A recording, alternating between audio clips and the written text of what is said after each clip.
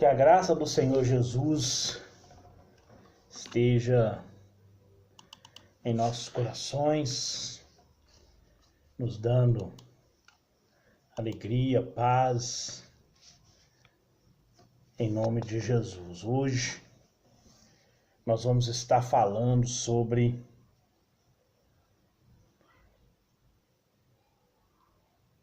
a salvação, sobre essa necessidade da salvação em Cristo, sobre Cristo ter vindo para resgatar o homem, para livrar o homem da condenação eterna, para livrar o homem da perdição eterna. Jesus, ele declara no livro de João, no capítulo 14, versículo 6, que ele é o caminho, a verdade e a vida. Ninguém vem ao Pai a não ser por mim.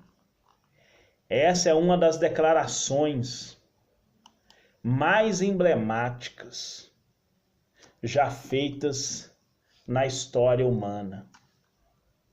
Essa é a declaração mais forte feita na história humana sobre a redenção, em que Cristo Jesus se declara, digamos assim, como a única pessoa, digamos assim, aprovada para libertar o homem,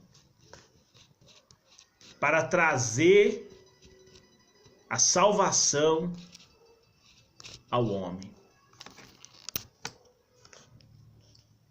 Digamos que Jesus é a única maneira de ser salvo.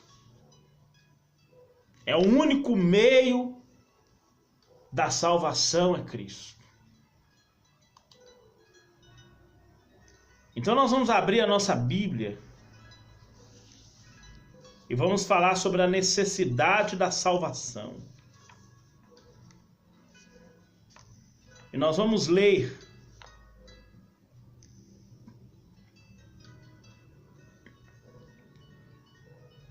no livro de Romanos, no capítulo 1, no versículo 18, que é por causa disso que é a necessidade de Cristo nos salvar. Romanos 1,18 diz assim: porque do céu se manifesta a ira de Deus sobre toda impiedade e injustiça dos homens que detêm a verdade em injustiça. Portanto, o que de Deus se pode conhecer neles se manifesta, porque Deus lhe manifestou.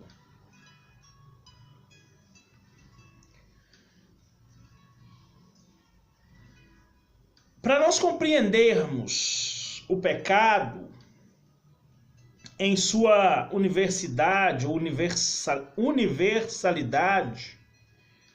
o pecado se tornou universal, pegando todas as pessoas.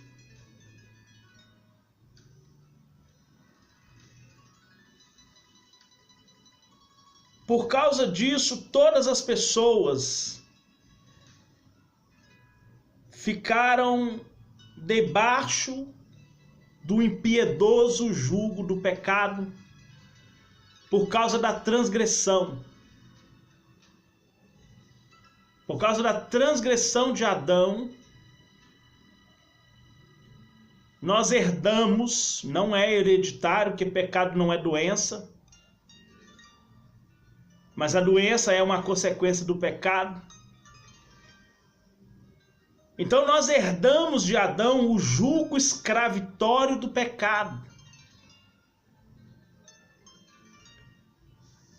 E a necessidade de uma salvação universal da pessoa de Cristo é bastante clara nessa argumentação do apóstolo Paulo aos Romanos.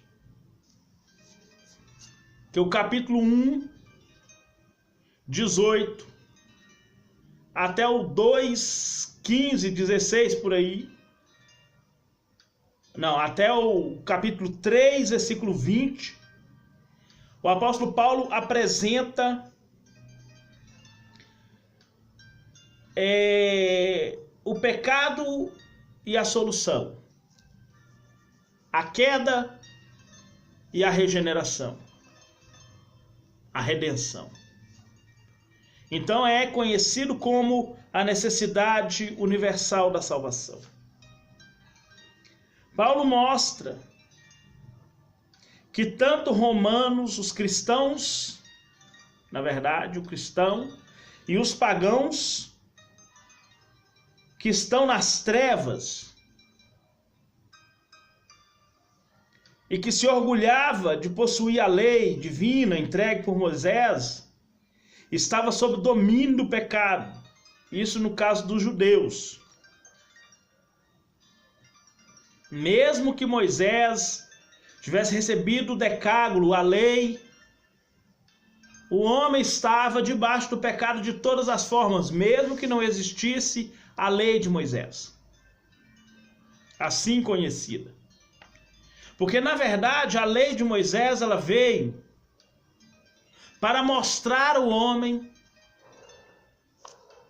o que é o pecado, para ele não praticar o pecado. Porque até então, o pecado reinava na morte sem lei. Não existia lei nenhuma antes de Moisés. Então o pecado reinava sem lei. Vindo a lei, o pecado agora reinava se violasse a lei.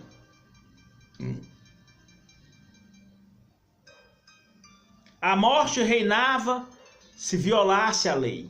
Porque até então não existia lei. E a pessoa morria sem lei.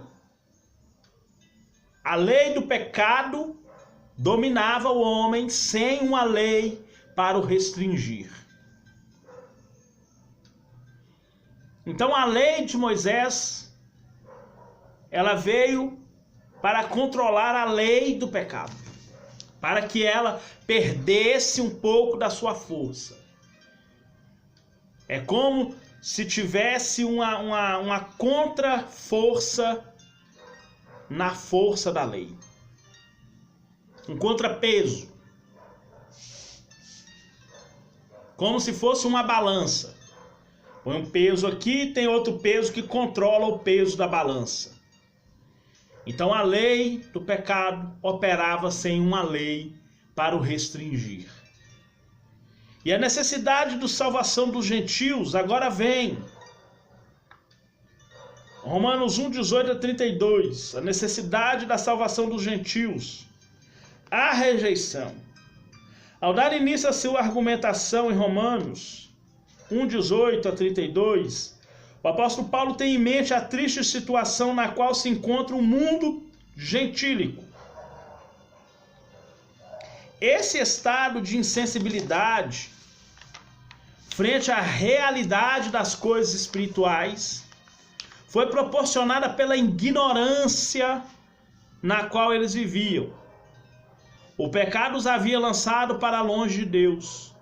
Quanto mais distante do Criador, mais o pecado manifesta os seus tentáculos e ganha força. Essa atitude de rebelião contra Deus culmina na idolatria, ou seja, coloca a criatura, o homem, em lugar do seu Criador. E isso tem acontecido. O homem, com suas paixões e concupiscência, e não Deus, se torna o centro da existência. Versículo 23. E mudaram a glória do Deus incorruptível em semelhança do homem corruptível, e de aves, e de quadrúpedes, e de répteis.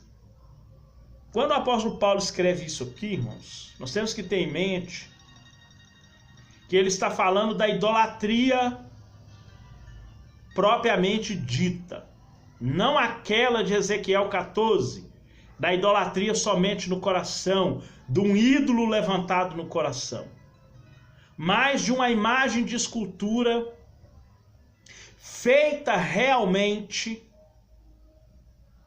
de animais, de pessoas com cabeças de animais, e de águias, e de vários outros, inclusive estátuas de imperadores, que eram obrigados as pessoas a adorar.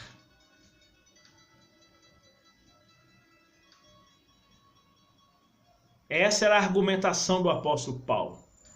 Nós sabemos que hoje, no meio evangélico, a idolatria está mais afincada nas coisas sagradas, no evangelho judaizado,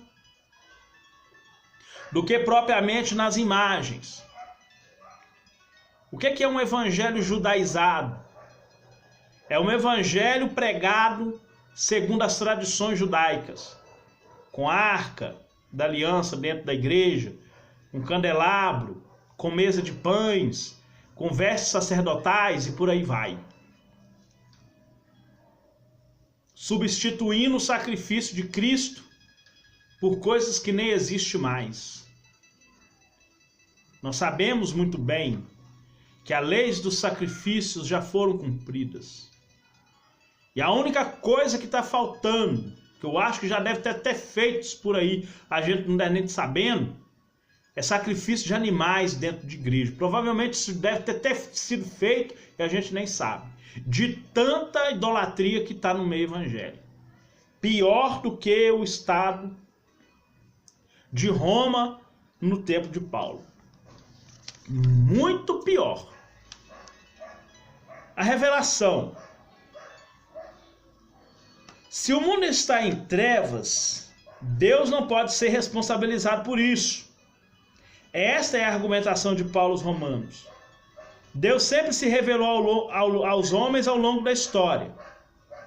Aqui fica evidente que o Senhor se deu a conhecer através das coisas criadas. Salmo 130, Salmo 19, Salmo 28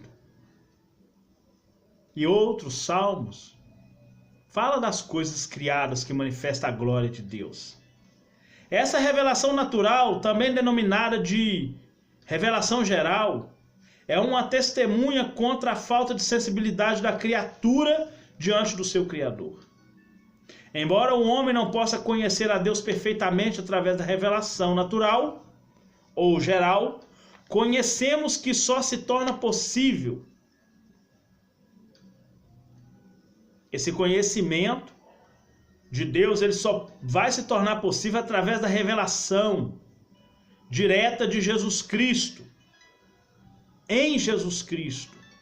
Todavia, ele deveria se sentir despertado, o homem deveria estar despertado para essa realidade espiritual através das coisas criadas. A realidade das coisas criadas deveria despertar no homem o conhecimento de Deus. E isso não ocorre. E o homem, a cada dia que passa, vai se tornando cada vez mais distante. A necessidade da salvação. A necessidade da salvação dos judeus.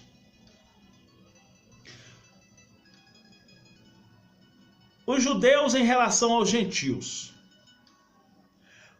Paulo valeu-se do método diatribe na carta de Romanos, pois tal recurso permitia que ele dialogasse com os leitores. É de imaginar que um judeu, quando lesse o que Paulo dissera anteriormente sobre o mundo gentílico, ficasse eufórico pelo tom duro adotado no seu discurso. Os gentios, de fato, encontravam-se numa situação deplorável diante de Deus. Entretanto, os judeus moralistas não estavam em melhor situação. Porque se do capítulo 1, versículo 18 ao 32, os gentios estavam numa situação ruim, do capítulo 2, do 1 ao 16, os judeus estavam em situação pior do que a dos gentios, porque os gentios não tinham lei, mas os judeus tinham. E eles, para estabelecer suas próprias justiças, acabaram rejeitando a justiça de Deus. E ele fala isso no capítulo 10, versículo 2. 3 e 4. Romanos 10, 2, 3 e 4. E ele fala isso. Então a situação dos judeus era muito pior do que a situação dos gentios, porque os gentios não tinham lei. Qual era a situação dos judeus em relação à lei? O outro argumento de Paulo em relação aos judeus encontra-se nos versículos 17 e 19, 17 a 29, do capítulo 2. Paulo sabia que todo judeu se orgulhava da lei, ao contrário dos gentios, que possuía apenas a revelação natural das coisas criadas, mas não tinha lei. Contudo, havia uma incongruência entre conhecer a lei e praticá-la. Há uma diferença. Os judeus conheciam a lei, mas não praticavam. Os gentios não conheciam a lei e queriam praticar, mas não sabia como praticar. E às vezes fazia coisa errada achando que estava praticando a lei. Por isso que no capítulo 11 o apóstolo Paulo fala assim, olha, Deus fez o seguinte, encerrou todo mundo debaixo do pecado para usar com misericórdia para com todos. Aí isso traz a necessidade da salvação. Aí isso trouxe a necessidade da salvação.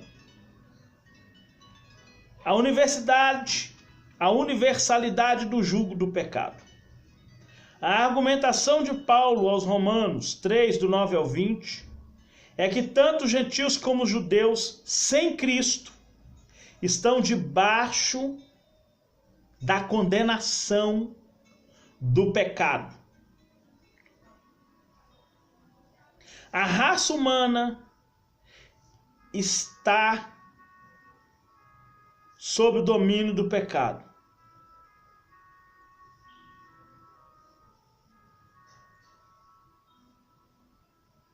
Debaixo do pecado.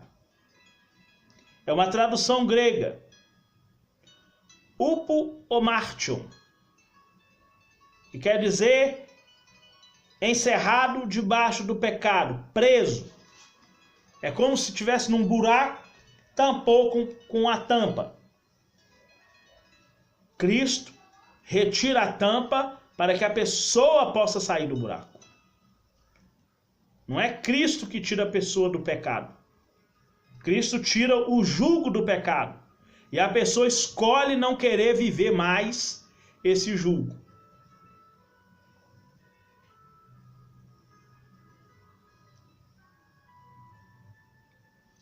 Essa mesma construção gramatical está em Mateus 8, versículo 9. A universalidade do pecado. Isto é, todos os homens estão debaixo da condenação eterna. E é demonstrado claramente em Romanos isso. Por outro lado, a doutrina herética de heresia, que afirma que todos os homens, independentes se acreditam em Cristo ou não, no fim de tudo serão salvos, é rejeitado. É a chamada predestinação. Isso é rejeitado completamente. Cabe a nós, portanto, conhecedores dos fatos, viver essa bendita salvação e compartilhar ela através do ID. Pregai o evangelho a toda criatura. Quem crer e nascer de novo vai ser salvo.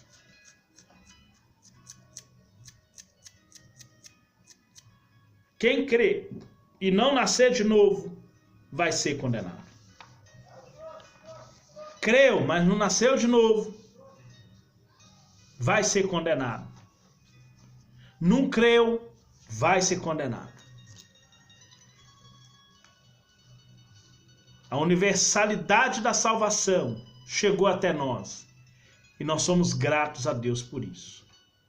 Amém? Que Deus possa te abençoar. Pai querido, Pai santo e amado, Deus criador dos céus e da terra, nós agradecemos ao Senhor pela Tua palavra.